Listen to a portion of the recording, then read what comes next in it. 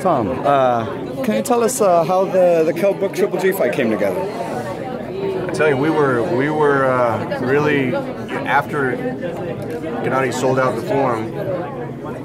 The WBC had the mandate where Canelo had to defend his title. Canelo chose to go a different direction. He went down to 154. He's going to fight Liam Smith, the WBO champion. So he chose to go that direction. Then we wanted to, Gennady wanted to unify the titles with Billy Joe Saunders. That didn't go very far. We tried very hard to make that fight, even to go to the UK to bring all of Gennady's titles to the UK and make that fight, and that didn't go very far, unfortunately.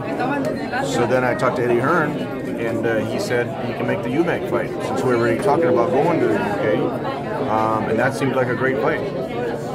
Eddie couldn't get the fight done on his side. He ran into some problems getting Eubank to sign the contract and finalize all the details. And as we were running out of time, I told Eddie, I said, look, if we can't close the deal, we have to change the whole thing around, talk to HBO, bring September 10th here to the United States on HBO. And he said, well, let me talk to Kell Brook and see if he'll take the fight. So 2 hours later, he calls me back and says, Kell, take the fight. We'll do the same exact deal. And that's how the fight came about. Wow, that's pretty amazing. I remember Kell Brook saying a while back that he'd be willing to face Triple G. And he did. He said that actually a while ago.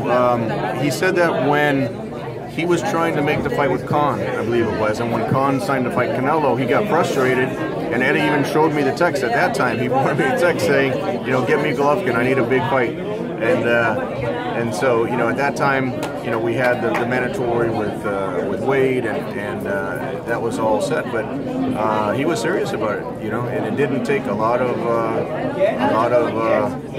discussions on his side. He said, put the fight together. It's the highest profile fight for him. It's turning out to be the highest profile fight for Gennady. When you can sell out the O2 Arena in that amount of time, it shows that the fans are responding to Gennady to come over to the UK.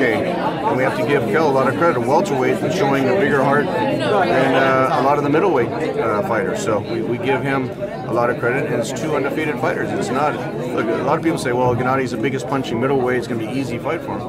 There's no easy fight. When you have Kell Brook, who's a big welterweight, who brings his speed, and the way he was able to beat Sean Porter, he came over here to the United States and beat Sean Porter, who I at the time rated Sean Porter as the best welterweight. So that was a big statement, that Kell Brook's not afraid to fight anyone.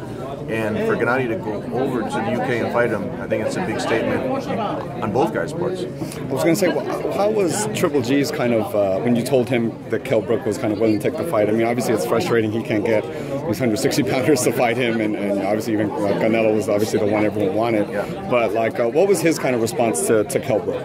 He was a little bit surprised, but I have to say he was relieved, because he knew we were kind of running. We were supposed to announce the Eubank fight a week before, and it kept getting delayed, and so he was getting a little frustrated as to what's going to happen. And so you have to say he was relieved once we got the fight done. Gennady just wants to fight. He doesn't care who he fights. He doesn't care where he fights. He puts pressure on me to get someone in the ring to fight him.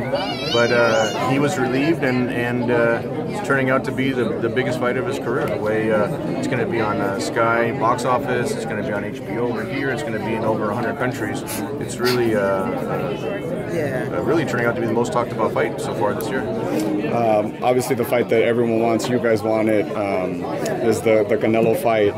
We've heard rumors that in principle it's set for 2017 in September. What can you tell us what's going on with that? I have a good relationship with Golden Boy, and they had said that Canelo's going to go down in weight, fight at 154, but that the target date would be September 2017. So, look, if we can make that fight in September 2017, if everything goes the right way, I mean, he has got to win against Liam Smith, Gennady's got to win against Kell Brook, then there's going to be a few more fights. If everything goes the right way, and if that fight happens, it's not, 1 year is not a long time to wait for the biggest fight in boxing. So Gennady's patient, and if we can do that fight in September next year, that'll be a great promotion.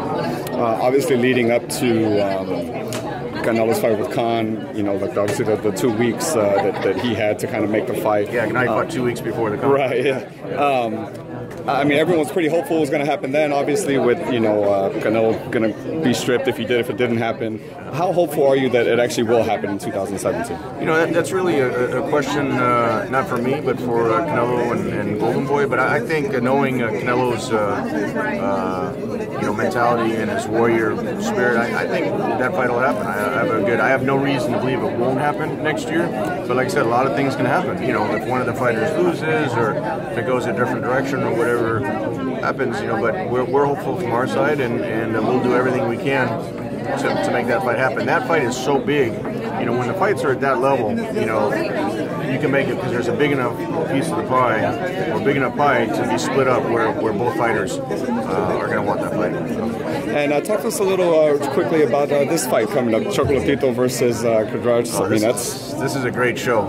It's actually a triple header with Chocolatito against Quadras. Chocolatito is the challenger, moving up in weight, challenging Quadras, who's the undefeated 115-pound champion for WBC, supremacy, 2 WBC champions. And then we have a great co-feature with Soto Caras versus Kamagai, the rematch. So it'll be a great night of boxing here at the Forum, and especially on HBO as a triple header, where you get to see all 3 fights. It's going to be a treat for the fans on September 10th. How dangerous do you think it is for Chocolatito to be moving up a weight class and kind of going right after the undefeated champion right away?